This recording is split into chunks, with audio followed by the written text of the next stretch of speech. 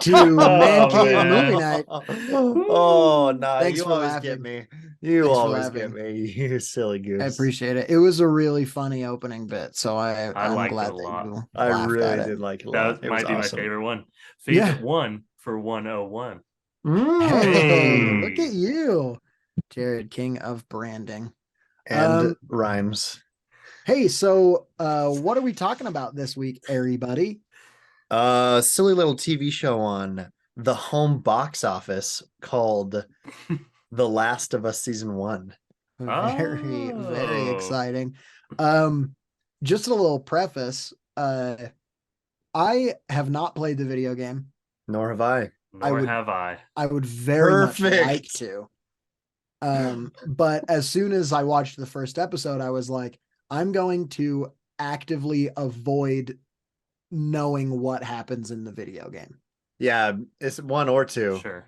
Yeah, Because because Last from of what Us I 2, understand, I understand that there are elements of the second game that appear in this season, and probably elements of the first game that were omitted / maybe will be present in the second season, things like that, because they are taking some liberties. But overall, from what I understand, it's been pretty true to the games.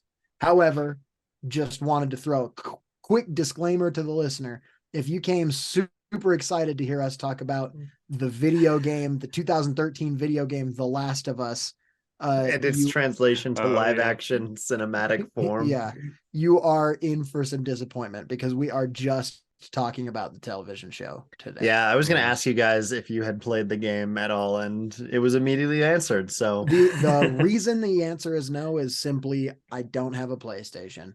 I also However, don't if I have a had my hands PlayStation. on a PlayStation, I'd be playing that game first thing. Hmm. it's Um, on PC, right? it is, well, yeah, but I don't want to be I like don't that, game you on know. PC.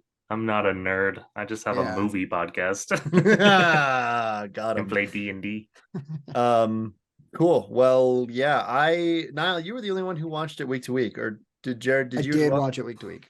No, I watched it pretty quickly right after because I was like, oh, we'll probably do an episode on it. And then Lucas didn't watch it for another month. So Hey, we also had other episodes we were doing anyway. So yeah, I thought I was gonna be the straggler. yeah, well, I usually am. I'm usually the one you guys are like, Jared, watch Better Call Nah, Saul season 6. I'm like, I we've can't all watch been it there. anywhere without paying money or Yeah. going to jail. So Or committing a or crime, committing a which crime. we all know we're pro crime on this No, podcast. no, Yes. Lucas. No. I No? wouldn't download a car. Would you download a house? I would not download a house. Well, then, in that case, You're better I than me think then. Jared is anti-crime. Lucas is pro-crime. I'm I'm pro kind of crime. on the fence. Yeah. Oh, okay. There's Well, some crime that's okay. So over for the the episode, first we'll be trying to 5 minutes, sway Niall. Yeah, either way. Yeah, opening remarks on whether crime is okay. it's okay.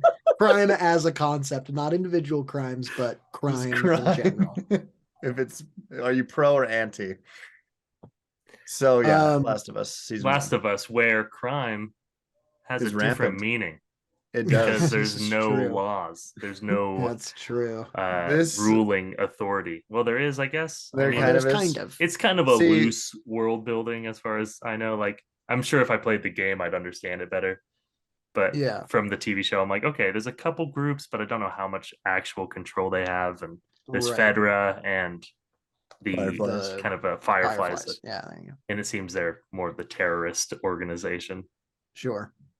Yeah, Freedom fighters, whatever it might be yeah, considered. exactly. I Yeah. really liked actually that dynamic of Fedra and the Fireflies in this because neither of them are good.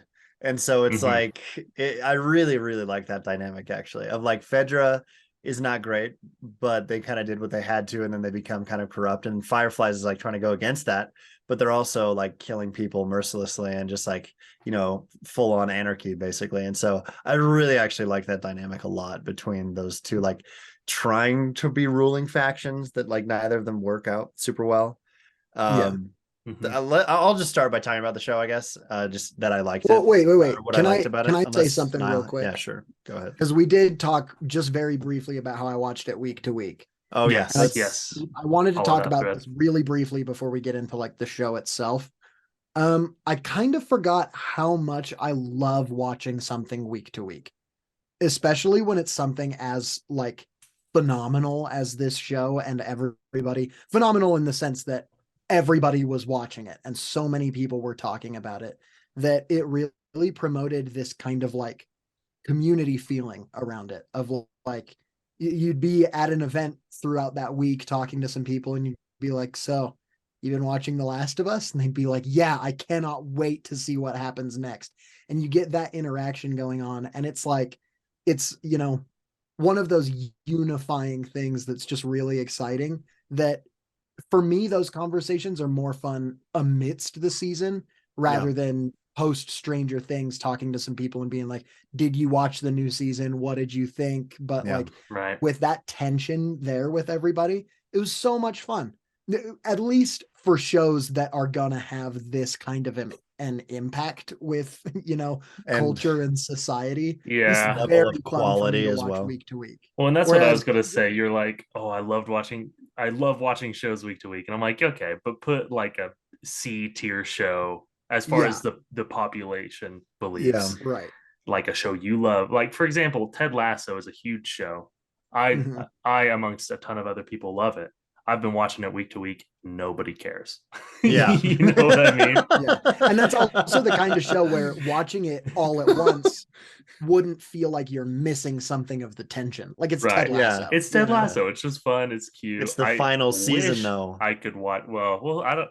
They say I. They There say. probably will be Yeah, it's the final with season of the main spin-offs and story. stuff. Yeah. Anyway, this is not a Ted Lasso episode. I hope Right. we will get one soon. But Sure. I'll I slam it. don't want to. there are definitely shows I can see where I would have loved to watch it week to week, and I do think one of my big regrets of 2023 will be not watching it week to week. Yeah. And part of that is because it's a little spooky and I am a coward. I'm fine not having watched it week to week because I have been so burned out watching Disney Plus's Star Wars and Marvel shows week to week that I'm so done with that crap. I'm like, dude, all that happens with me is even, I mean, Last of Us is very different in that it's much better, but all that happens with the week to week for me is that I'm like, oh man, cool, another cliffhanger. Hopefully it gets resolved in the next episode. And then the next episode is like, oh cool, another cliffhanger. Hopefully it gets resolved in the next episode. And then it doesn't. And so I'm just like, cool, I'm just gonna wait for these shows to come out and then just watch them all at once. Yeah. Or at least in larger chunks, or at least psychologically, it's like I don't have to wait for it. I can just watch it whenever, which Yeah. is a lot easier for me because I don't know. I mean, for example, this one, I thought the 7th episode was the weakest one, which is the one that's just Ellie and her friend. Oh, I agree. And I was like, if I had waited a week, especially because the 6th episode, I mean, spoilers from here Second on to out. last is my favorite. Well, so the one Yeah. before it, not after that, Oof. when Joel gets stabbed, it ends with Oh, him I see. bleeding, and the next episode is just Ellie the whole time, and it's like, cool. Yeah. That would have been a fun week of just, okay, cool, thanks for that. Yeah. So I was like, I could just watch that and then just watch the next one. Yeah. Which, yeah, the 8th episode, the second to last one, is insane. And Oh so, man.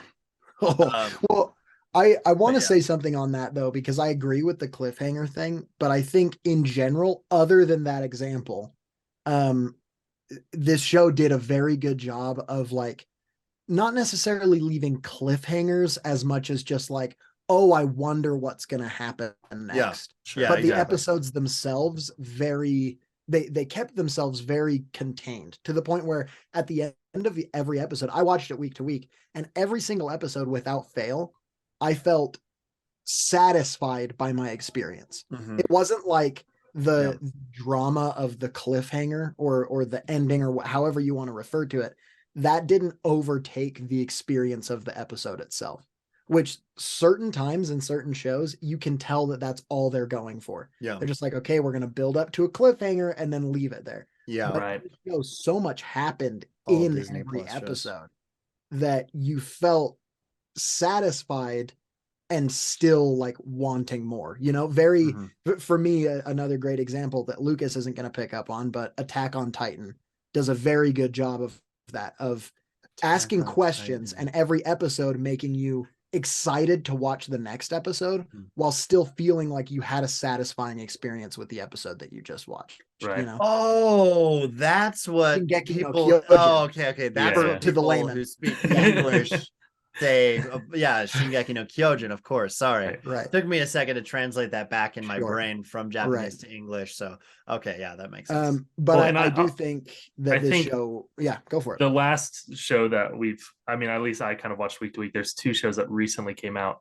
One's Vox Machina, or The Legend of Vox Machina, which does a great job of, they don't give you 1, they give you 3 episodes, so you can get, even if the last episode isn't a huge cliffhanger or really exciting, or oh man, I'm excited to see what happens next, you got 3 episodes that were great, and then you feel satisfied for a week before 3 more came out.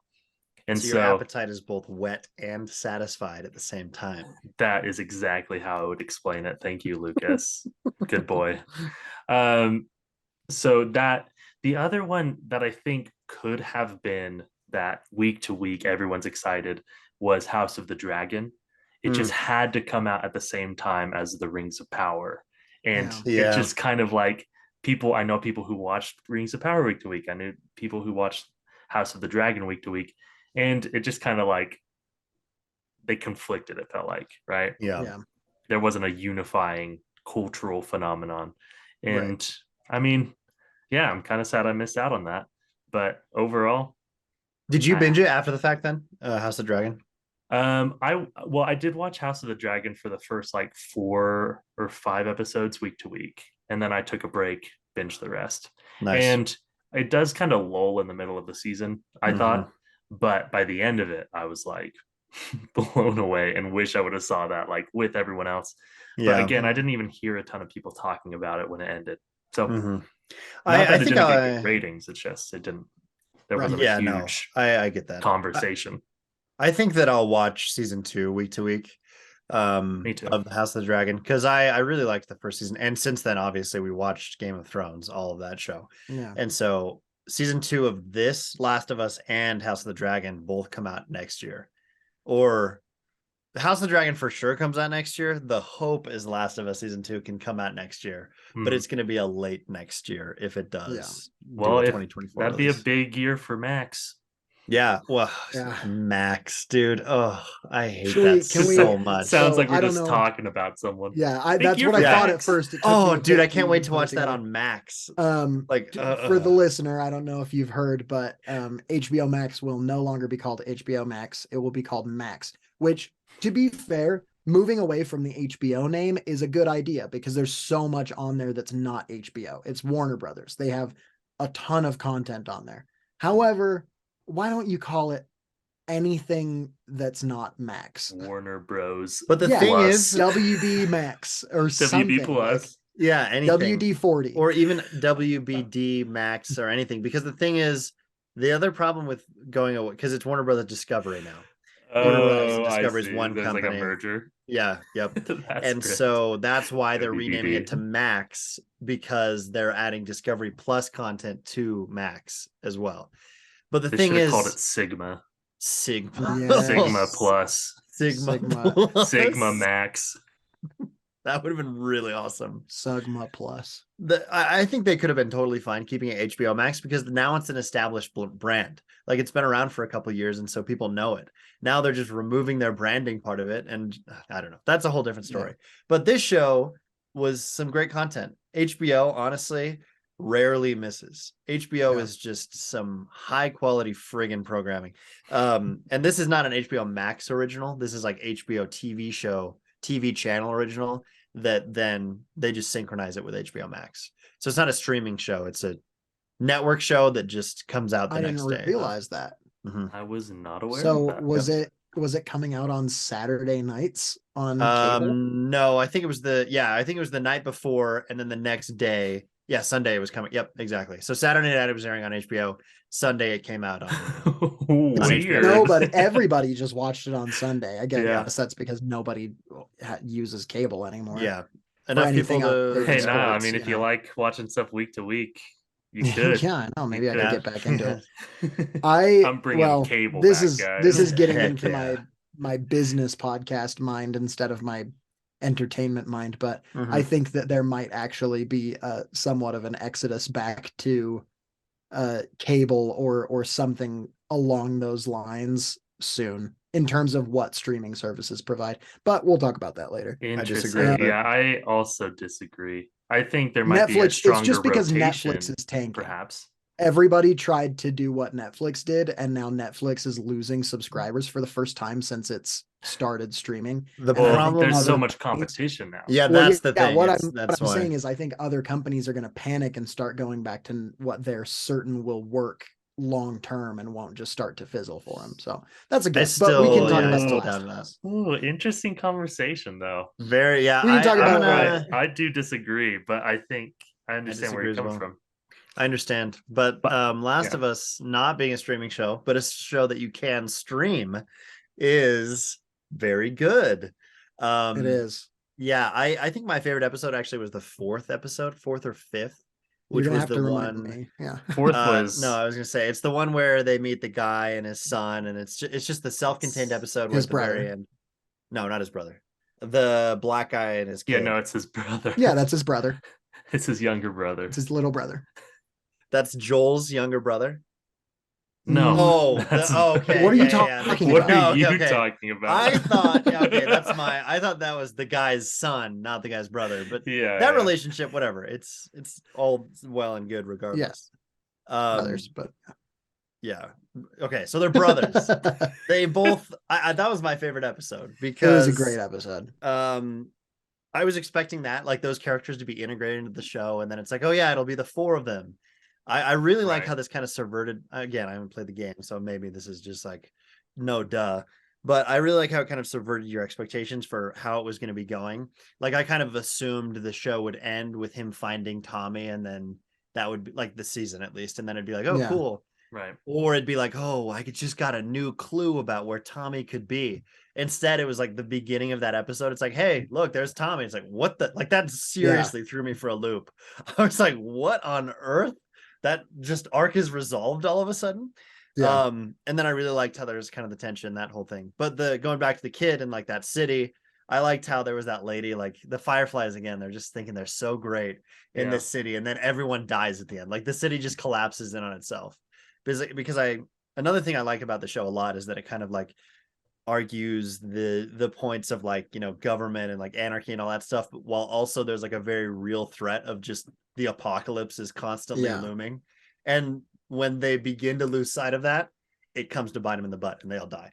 It's like it was all for nothing. And like, it's still in a world where everything is bad and they're trying to like create these false, like, you know, I mean, societies, I guess, but then they all just lose to the fact that there's just mindless beasts on the earth that will eat you like it's nothing. So that whole dynamic I really, really enjoyed, actually. And I think they did it really well as well.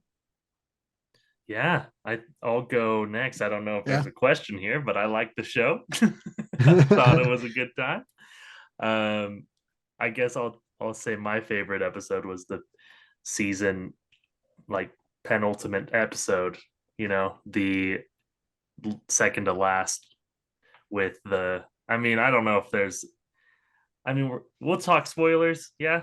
Yeah, spoilers are back into it. 100%. Okay. That second to last episode, again, we saw like them meet these characters 2 episodes before, so it's kind of a continuation of that, and you're just kind of waiting to see, like, oh god, like, is Joel okay? Are they going to be okay? And then you're like, these guys are sus, and they're for sure also eating people.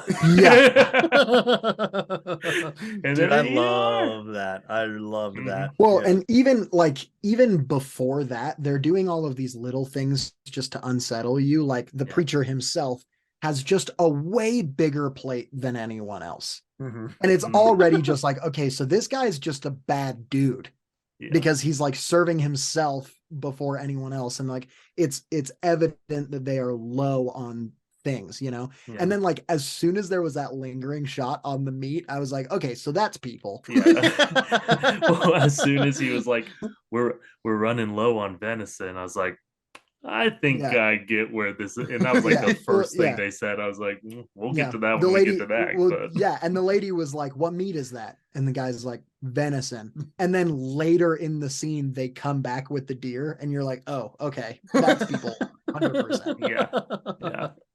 Oh, I so really- just so nasty. I loved how, like, again, just showing different levels of preparedness as well. Like, there's that one episode with Bill and Frank where, you know, he's got that whole bunker and he goes immediately to Home Depot and he just is on top of it. Just And so then cool. when he walked out Joel- with the gun. Yeah, all that stuff, and he like creates the fence. I love that episode. And Me too. then the episode where Joel gets stabbed at the end, those guys that stab him literally stab like with a piece of a table. Like I saw those guys, I was like, okay, those are just like homeless guys just running around. They are very clearly not prepared or well equipped. And so just all the different dynamics with just classes, I guess, as well. It was just great. Absolutely. So that's something that I kind of wanted to talk about, was the way that Joel becomes incapacitated. I actually really love, and I watched something earlier today. Eddie Burback and his brother have a video game channel where they kind of do video essays about video games, and they talked about how to and how not to adapt a video game to film, comparing The Last of Us, a Naughty Dog game, to Uncharted, also a Naughty Dog game. What went right, what went wrong, you know? It was super interesting. But those are equal, those are the same in quality in my book. Yeah. In my mind, they're well, yeah. honestly, But- I think the Uncharted game series is phenomenal. No, right? I'm talking Right. the adaptation. But the adaptation, yeah, exactly. Right, Exactly. right. Okay. No, I thought you were talking Uncharted about the are great. games. I was like, No, the games are great. Yeah, no. From what Also I've heard the about The Last of Us and what I've played of Uncharted, Right. I'd say they are. I'd Pretty say they're awesome. both Same amazing, studio. great, I didn't know that they were the same studio, but could they be are. awesome adaptation. Both Still for PlayStation Uncharted, originals. But something that Craig Mazin said that it shows part of this interview. He's talking about how in the video game, there's like a checkpoint system, and you kill a bunch of people, and then you die and you load back and you kill those same people again. So in the game, it's easy to kind of get desensitized to the violence. And the way that they thought to basically cure that for the show is to pull way back on the violence, so that when violence happened, it seemed high stakes every single time. Yeah. And that's what I love about that fight, is that you've seen Joel take people out, but now this situation is different. You haven't seen him take that many people out. And every fight, whether it's against just a couple of kind of like scavengers, or whether it's versus like a Fedra fleet, they all feel equally high stakes in their own way. And I think it's brilliant to take something like this and basically make the violence important by taking a lot of it away.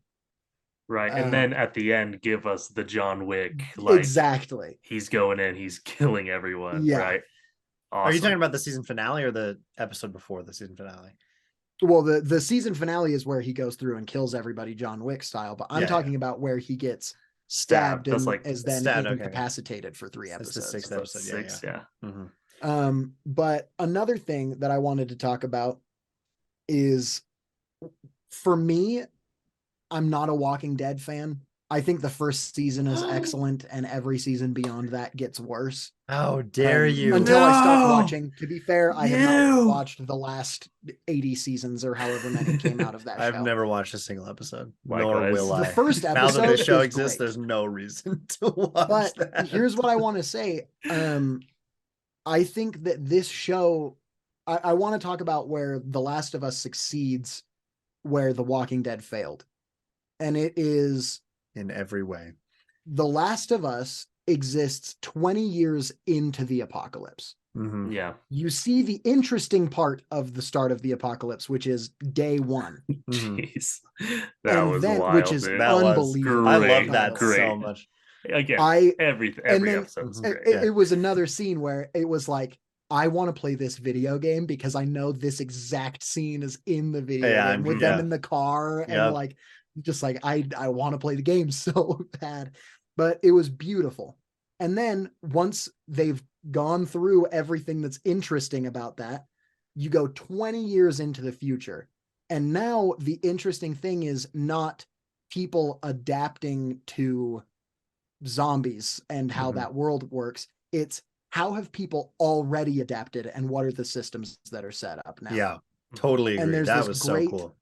there's this great moment where they show don't tell just how kind of dark and messed up this world is, with the kid coming out of the trees Oh, yeah. looking for a place to be, them talking to him and like acting like everything's going to be okay, scanning him, getting a red mark, and then later you see that kid in a pile of dead bodies that Joel is scooping up. Yep. Yeah. Excellent way to establish the setting, show us what this world is like.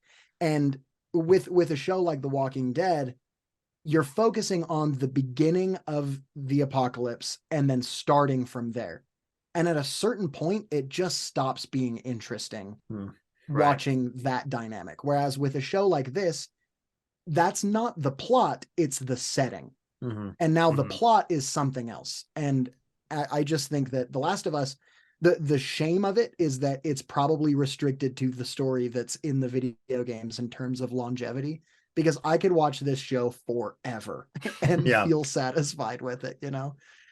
Yeah, and I think there's just the two parts of Yeah. well, there's just Last of Us Part 1 and 2 in terms of games, and I don't think they're planning on making a third part, from what I understand. Yeah. I don't know why, but they've just said we're not going to really do that. And so maybe they will have more kind of liberty to, make the adaptations of the games, which they've said is going to be at least 2 seasons for part 2.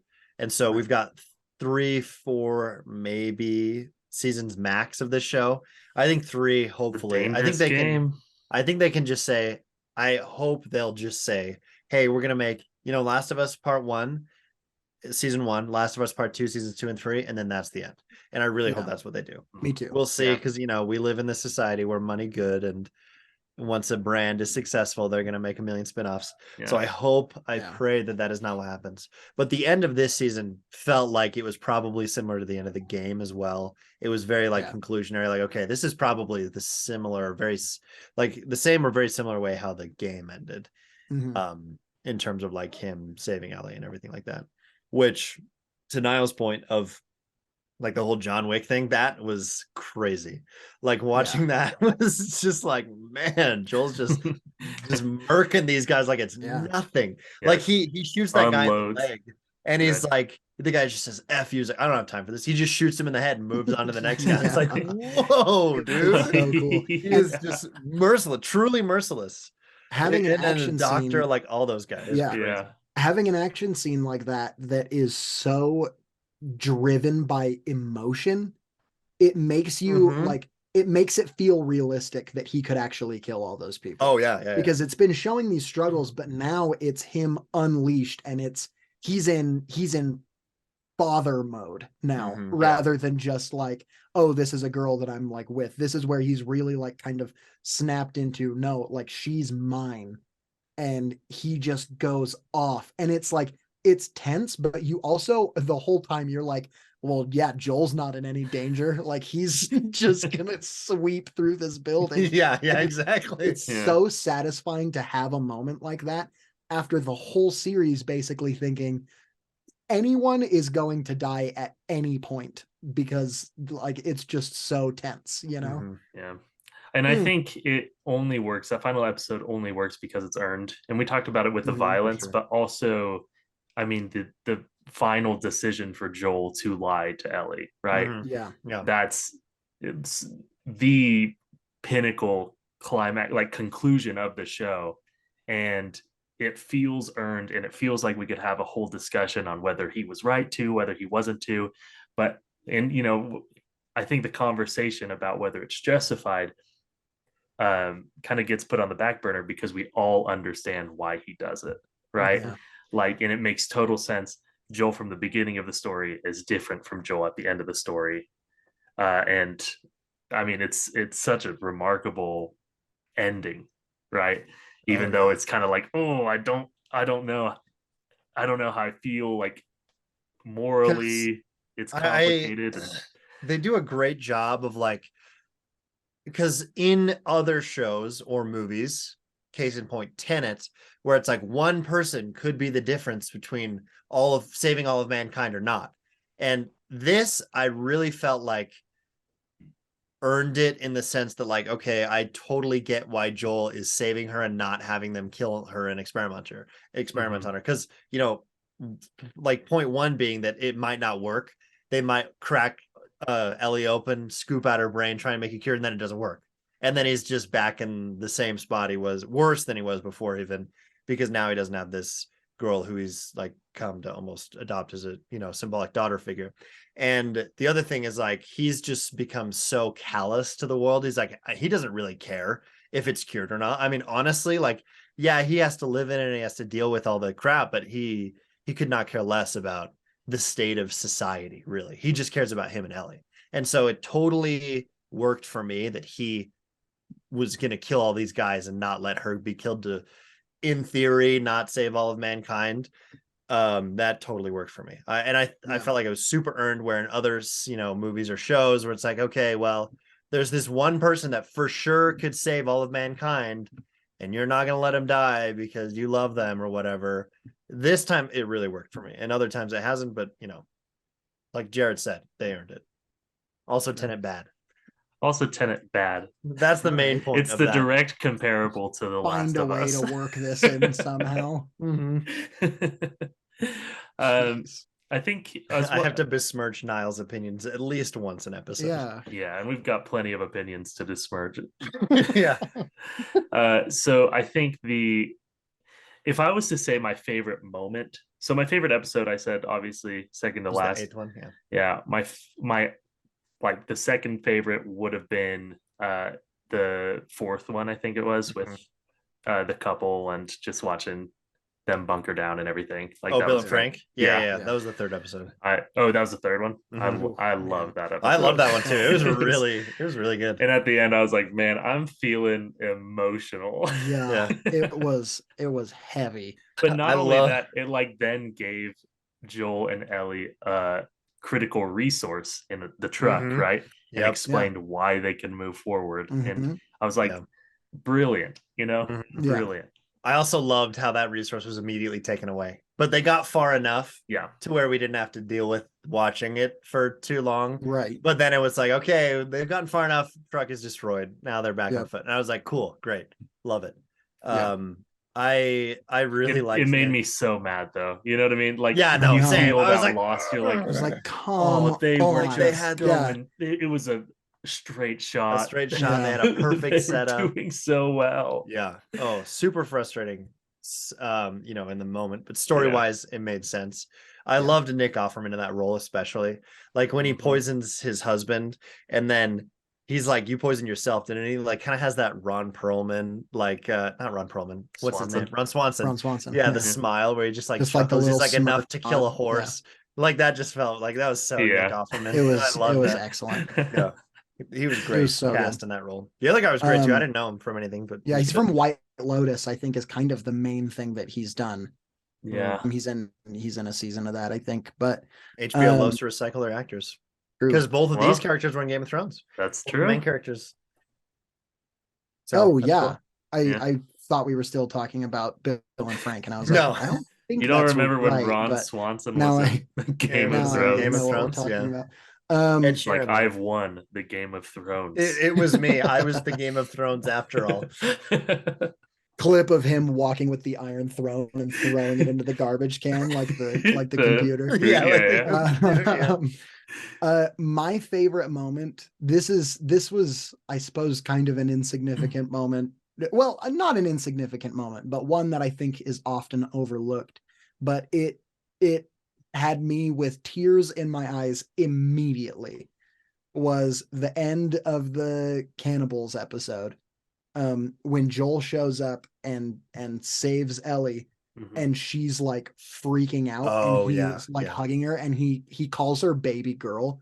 He's like, "It's me, baby girl," and he says that, and I was just immediately tears on my face. That's like, okay, no, he's accepted his role, fatherly role, you know, and I just like, ooh, it hit me with some real emotions. That whole climax of that episode with her killing the guy, and then dude, that was, and the camera just stays on her face, and it goes cleaver, it just even just the first guy when way she longer kills than you think Troy, what's his name? Troy Baker. Yeah, with it's like the cleaver or something. I can't remember exactly what it is, but I remember watching that and I was like blown away when she just grabs it. And then she kills this guy, and it goes on, and you're like, okay, it's over. All right, now it's gonna end. Okay, she's done now. Okay, is she gonna stop ever? And it's like, and you see the fire behind her consuming this building, and her need for revenge has so far consumed her need for survival that she just keeps going, and it's like, oh, it is terrifying. It's so good. And I loved it. So basically the last 10 minutes of that episode was my favorite part of the whole series. Yeah, if we're talking about our favorite moment specifically, my favorite moment came from an episode that isn't either of my two favorites. It's in the backstory of the world and how like it kind of got started. And it shows that researcher who researches these like fungi. And she starts asking questions like, who bit who? She just saw the body and everything. And he's like, what should we do? And she's like, nuke the city, basically. And I was like, go home to your families. She's like, please take me home. I want to spend my last moments with my family.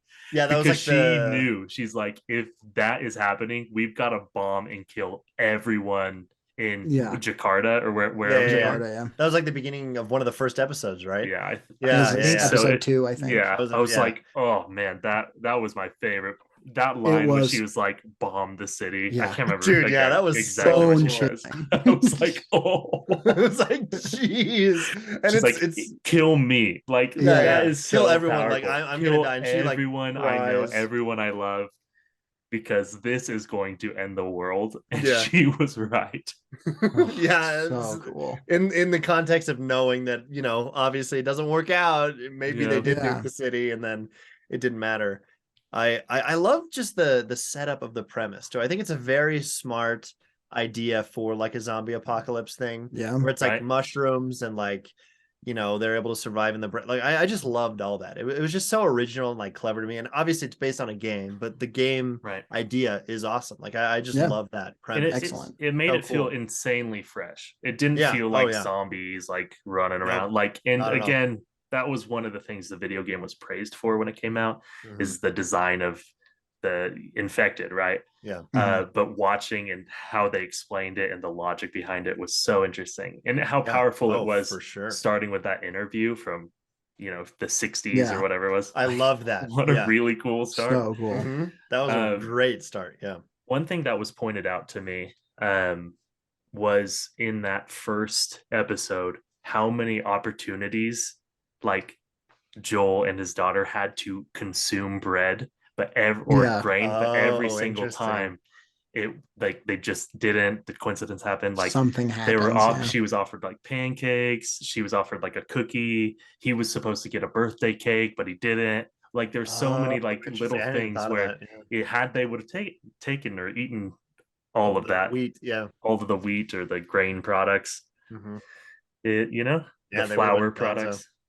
So I was cool. like, that is insanely smart and intentional, like looking for sure. I loved with the whole wheat or grain or whatever that was how it like spread, because you know fungus and just stuff like that is gonna get into your food if it gets wet. Like I just love that was how it got around as well. I loved the way that it spread and everything was just so interesting. I also like with like the time jump forward, how there were some like society continued, like they were able to contain it enough to where life continued, and it wasn't like how The Walking Dead is what I assume it is, which is just a bunch of random Just like, people yeah, walking around chaos doing and- chaos. Now this has schools and Mhm. like a government that's the remnants of the US government that's Yeah. kind of reorganized itself. And Mhm. like, yeah, it's like society is still very much intact. It's just a Frankenstein's monster of what it used to be. Yeah. I also love that it happens pre smartphone and internet. I mean, internet Yeah. exists, but so that's not like a part of the story. Yeah. Where it's like, oh yeah, I can just, pull up because the satellite's already in place. So even though, so I love that smartphones and that stuff just didn't even play a role at all because they were never invented, which is, also cool part of this story. Okay, I want to talk a little bit about casting. Let's talk about casting. Like who we would cast fact. ourselves as if we were to be in it. Yeah, who's everyone in the story? No, I wanted to go through some fun facts first. Fun fact number one, the preacher's like right-hand man guy, played by Troy Baker, who is the voice of Joel in the video game. Ellie's mother in that flashback, played by Ashley Johnson, the voice actress of Ellie in the video game. She did a great job as well. She's amazing. I just love her so much. We can talk about her some other time, but oh man, I love her so much. Laura Bailey, voice of part 2 love interest, whose name I can't remember. I'm sorry, video game people out there. She is one of the nurses in Salt Lake City that gets also well, shout she out doesn't to Salt Lake actually City. get killed. Shout out to super Salt dope. Lake. At the end Let's of go Hogel Zoo. Let's go. go Hogel Zoo, guys. Hogel Zoo giraffe. That was Where are so Hogel dope. Zoo fans at? Yeah. Shout out in the I've comments, seen maybe guys. that exact giraffe, honestly. Like I was thinking about like 2003. I saw that giraffe. Yeah, there you go. Or at least that giraffe's dad. It kind of migrated a pretty good way down the mountain from it's a little ways. I'm surprised that it's still as near. It's been 20 years, dog. Yeah, that's true. It could have been doing whatever it wanted. But yeah, so this show, it was also Neil Druckmann said this in an interview where somebody asked one of the writers. For those writer, creator of the video game and writer of the video game, and also one of the writers on the show.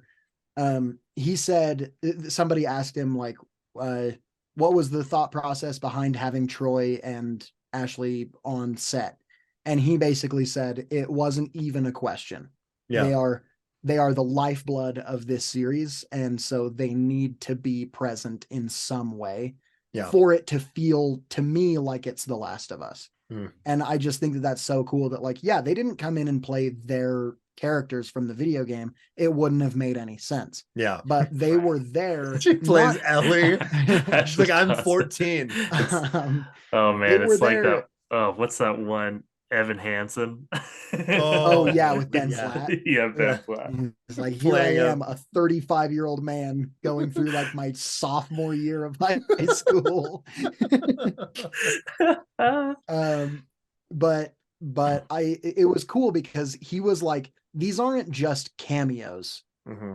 We needed to have these actors here because of what they do for the series. And I thought that was a really interesting way to basically just put more importance on their cameos, because they are cameos. But Sure. I thought that was really interesting. Except for Marlene. Did you say Marlene? I was gonna say, didn't she play herself? She's played by the character Marlene is the voice actor of Marlene. I was not aware. Which one's Marlene? It's been a bit. She's the lady that Joel kills at the very end. Yeah. Oh, okay. She's the Firefly chick who. Yeah, he's holding Ellie. I didn't know that she was a voice in the video game. That's super cool. I love that as well. She's her own character. She's like trying to like talk Joel down, and I'm like, I bet he's got a gun under Ellie. And then it like, cuts to her getting shot, and then you see the gun. I'm like, ooh, I love that. And then same thing, just merciless. No way he doesn't have a gun there. She's like, please just let me live. He's like, no, you'll come after us. Immediately kills her. Like, doesn't even hesitate. Yeah. He just tells her why and then kills her. And, like, you're gone. After. Yeah. Goodbye. And I love that it's all like headshots. Like, there's no question. All of these characters he killed are dead. There's no Yeah. like, oh man, I wonder if maybe these characters could come. Yeah, It's if like Marlene's they're coming back, it's like, no, they're she's for sure dead. gone. So Um, I loved that. His just so ruthlessness at the end. I just kind of wanted to touch on those fun facts because that's something that maybe people don't know. I don't know. Like, I kind of forget what information we are privy to just because of our being nerds. Well, You I didn't know, know that, so maybe yeah, that was other great. people don't know. So it's kind of interesting. But Pedro Pascal and Bella Ramsey, I just they're so good. They're They're awesome. both so good. Um, I remember when the casting happened, there were a lot of people that were upset about Bella Ramsey specifically because she doesn't look like Ellie. No, she looks nothing like Um, Ellie. And to be fair, she doesn't. Also, to be fair, who cares? Like, do you want this to look like just some pixels? Like, Yeah, I mean, no. and that goes back to like maybe there's other video game properties where they adapt it and they're like, no, this looks a lot like the character, and those are Yeah. bad. So, I mean, Tom this Holland Yeah. looks exactly like Nathan Drake, that's and true. that's the best video game That is adaptation of all true. time. He That's looks so true. much like it. So why Uh, why weren't people complaining about that? Yeah, come Actually, on, I'm guys. I'm sure I'm pretty positive people I'm were guaranteed. People, complaining yeah, about that. definitely were Well, complaining about that. especially because Nathan Drake does look like Nathan Fillion, who everyone wanted to play Mhm. Yeah. Nathan Drake, and then he didn't. But that's a whole different thing. We'll That talk about is. that in our Uncharted episode. Yes, Uncharted the that movie because we haven't played the game. Yeah. I have. But Yeah, I have as yeah, well. yeah. I was kidding. Um, Bad joke then. but So it's just a Bella lie. Ramsey, I remember in the first episode A when she joke that first isn't showed funny up. is a lie. Okay, so I remember when she first showed up in the first episode, I was kind of like, oh, is she just going to be this like annoying, moody type character? I don't think that I'm going to be on board with this. With And by Ellie? yeah, with Ellie. And even by the end of the first episode, Bella Ramsey had totally won me over. I Same. was like, all right, yeah, she's cool. She to your point, absolutely. She did not feel like one of those, I'm the sassy girl character and I'm young and I'm a kid Yeah. and you're the adult and you're the dad and I don't like you. Yeah. Totally felt like a normal, natural, Yeah. relationship that those two She had. They felt played like on each other so the well. product of the world that she came from. You know? Right. And there was so many levels to it as well. Like it made me excited to start peeling that back, kind of understanding why she was the way she was, you know, why she was trained, why she was, what happened to her, how they discovered she was bitten, that kind of stuff. So it's pretty interesting. Yeah. I was this is something I always do because my curious little mind loves to be curious. And I was like, is Ellie the only one who's, immune? And I did this after the fact. And I also didn't fully get why she was immune. And at the same time, though, they don't really need to explain it. And I also kind of really like that she is the only one. I like that it's a Because it's just simple like- story. It's just a simple, her It's like I'm looking for mom my got brother. bit She's and- immune. Yeah, exactly. And so I was totally fine with her being immune. Like it didn't Yeah. bother me. And Well, the whole so this is what I picked up on. If you guys, correct me if I'm incorrect, but the mom got bit or clawed as she was giving birth, and so she just got a little bit of it in her system, and then birth. Yeah. from Right. birth, yeah, and then from there she was able to just stay immune. That's Basically. the way That's- I understand it. Likewise, yeah. But I like that people don't know why she's immune. They just know that she's immune specifically in the world, because it also adds to kind of the moral gray area of what Joel does at the end. Mhm. Because if they knew Yes. exactly why she was immune, there's a much, much higher chance that they would be able to say, yes, we for sure can make a cure, or no, we for sure can't. Yeah.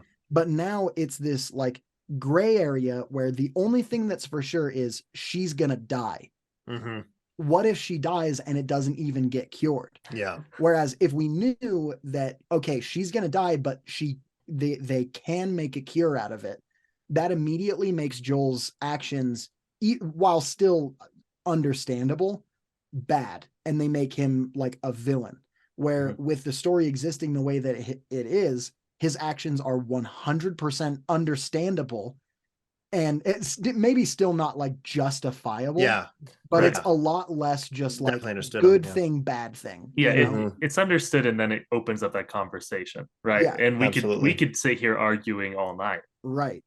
like if we Let's felt do it. Let's start passionately one arguing. way or Let's Go start for it. arguing now, and then let's just go until tomorrow. The only hot opinion I have is that when Marlene was like, cover that baby's ears and then shoots Ashley Johnson's know. character, and then it's the loudest gunshot in know, the I was entire like, I did what? notice that. I was like, And also, homie I did don't not think cover that it that showed baby's that. Yeah, ear. he didn't. He was just Yeah. like holding it. It's like, no. I was like, what are you doing? I was totally thinking that. I was like, if she's gonna kill her with a gun and that baby's right there, that baby is deaf. Oh yeah, For that sure. So baby I was is- honestly really glad. At least they did something.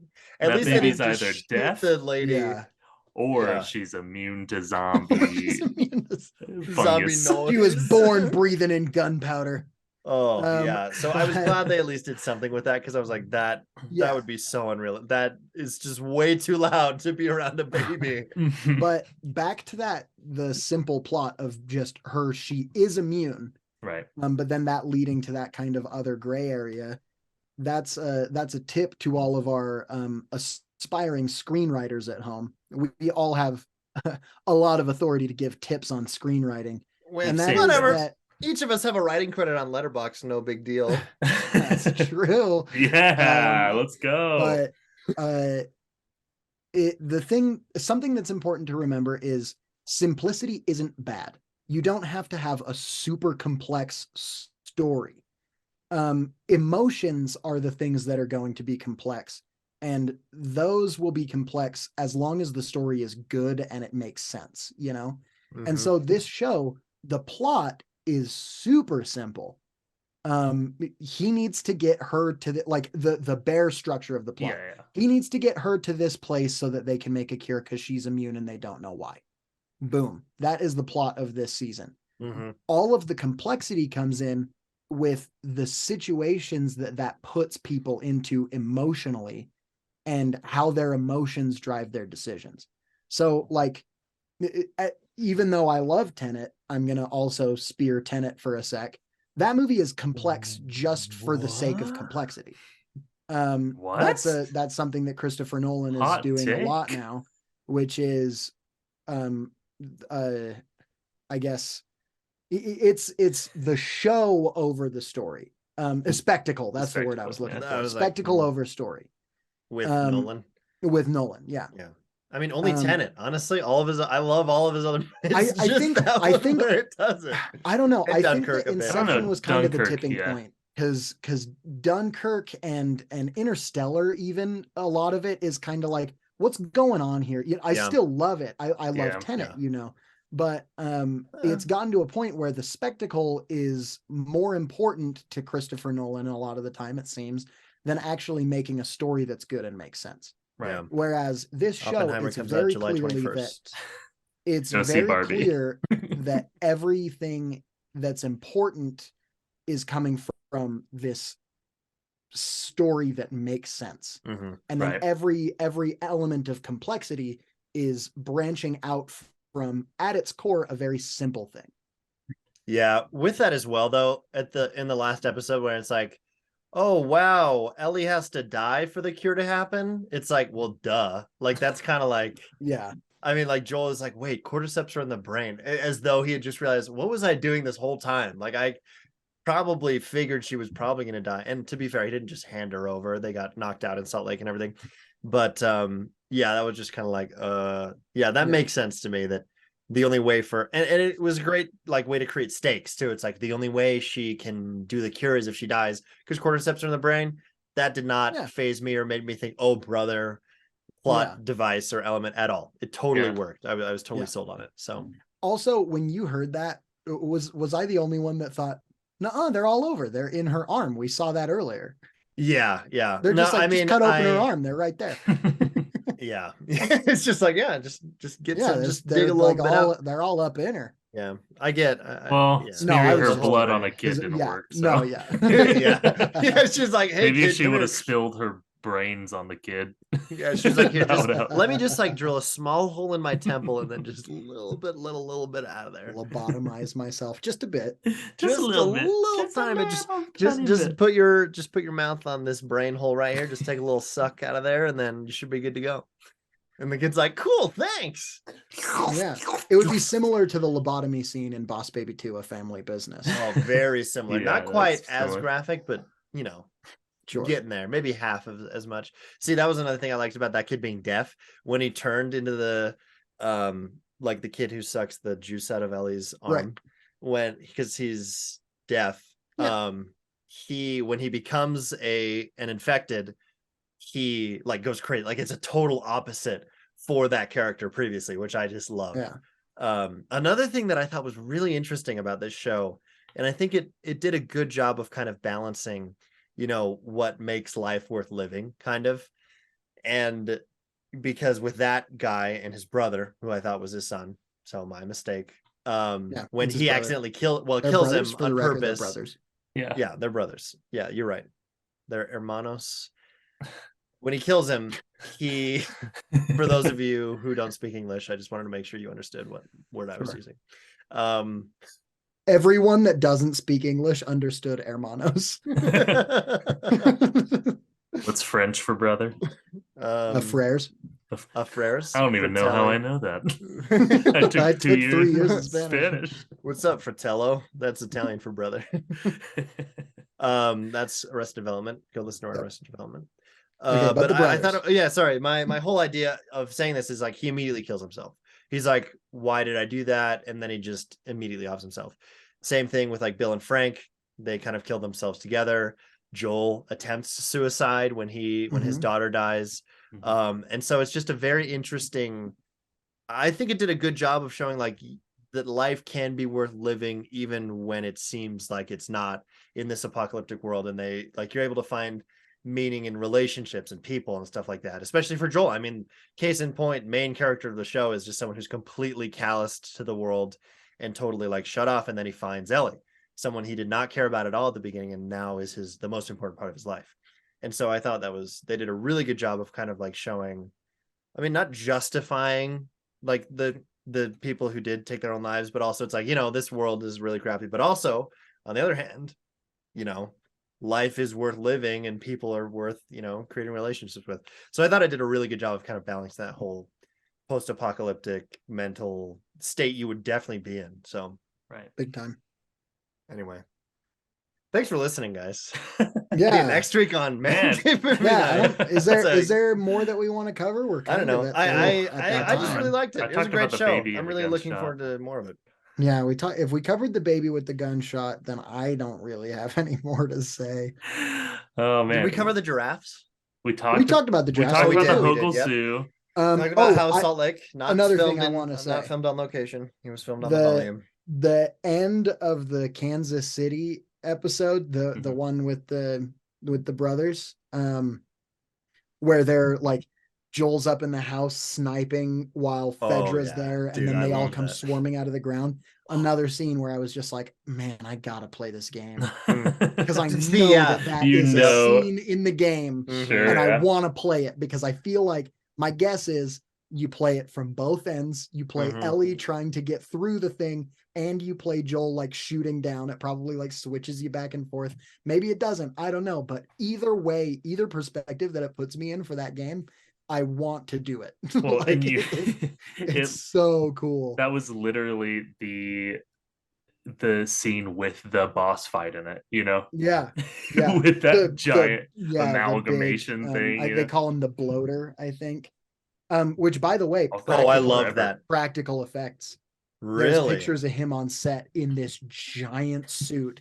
It's just this big dude already in this huge suit that just looks that way. And then in post they enhance it. Honestly, in post they put some like moving elements and blah blah blah, but that thing is like 98% practical. Look pictures of it up. It's crazy. I did Sick. love that thing. That when that thing like bellows and it like crawls out, and then it Yeah, just dude. immediately targets onto the like main leader of the Fireflies and just So goes and rips her satisfying. head off. I was like, oh, okay, so I guess this arc is just one episode.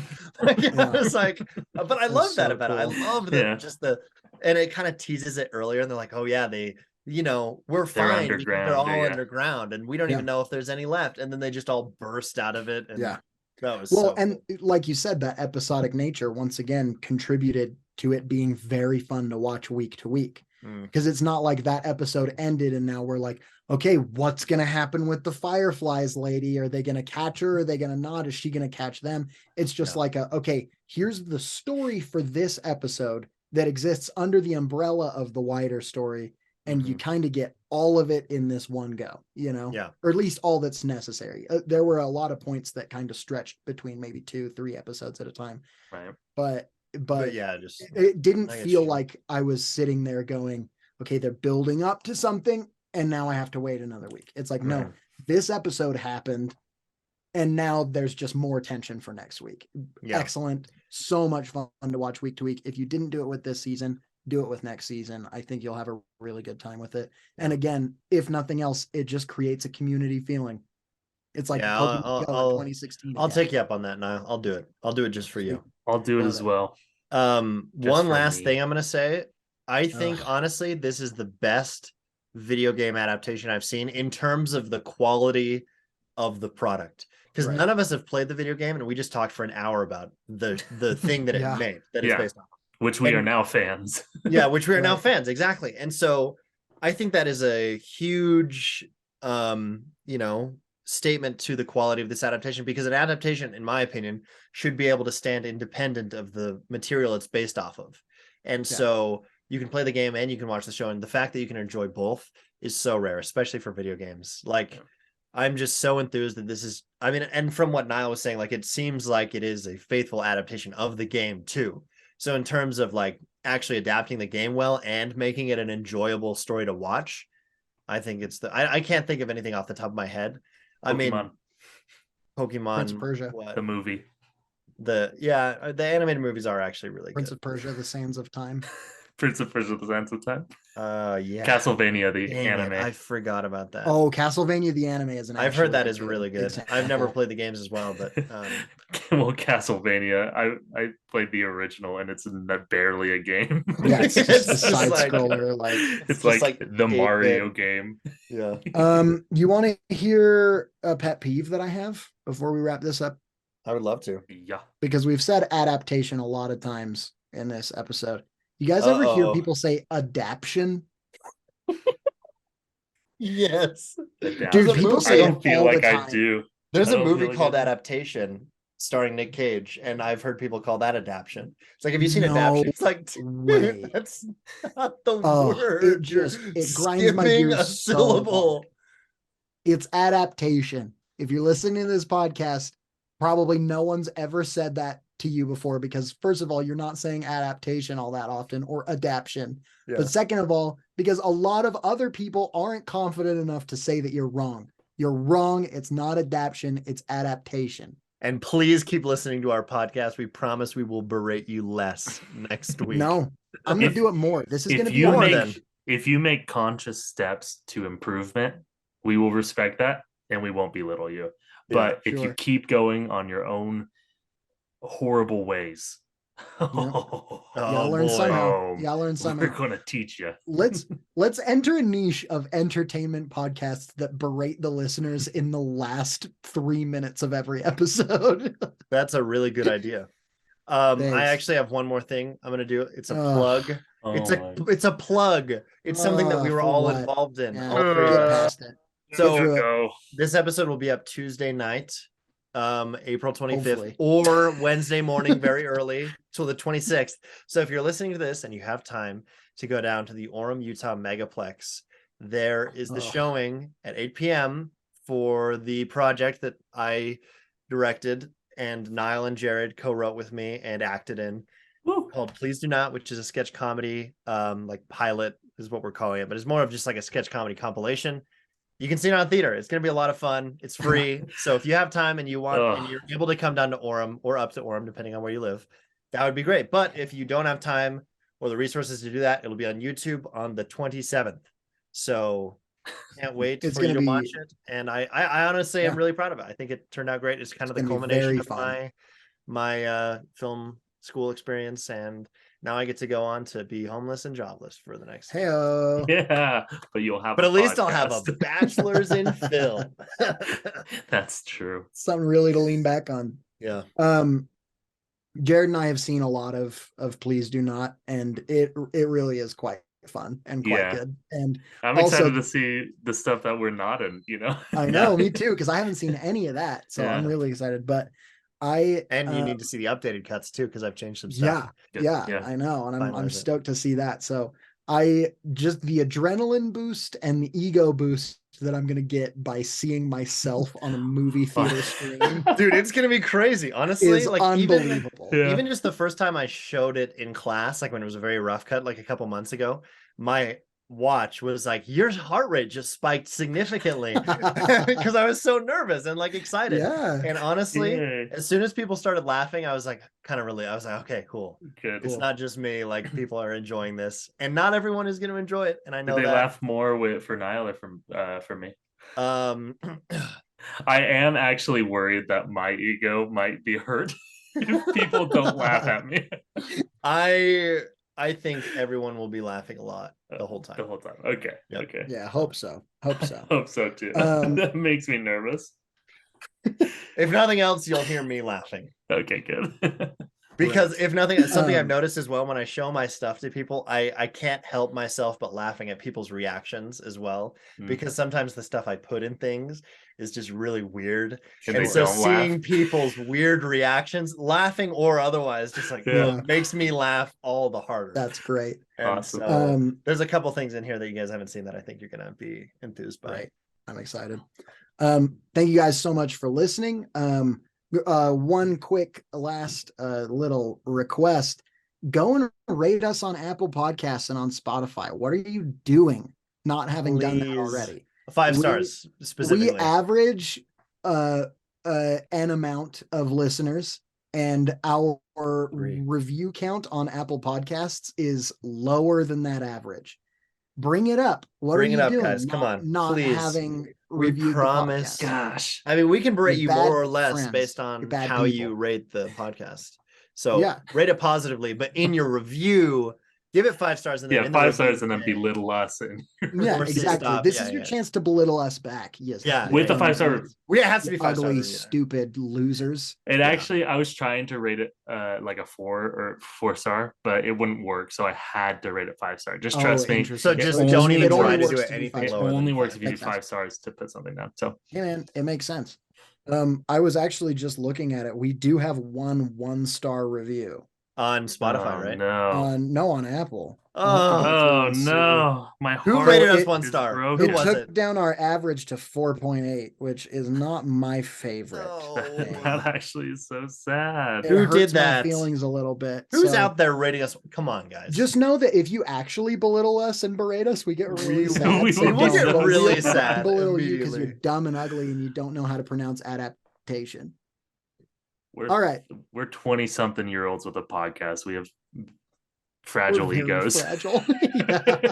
Not fragile enough. This is all we derive our self-worth from. So please give us 5 stars. We're rambling. Thank you. You know what the theme song so much for having a good time. Okay, so you do it. Sorry, I stumbled over my words. It's my episode. Let me do the outro. And we'll see you on another Man Cave Movie Night Monday.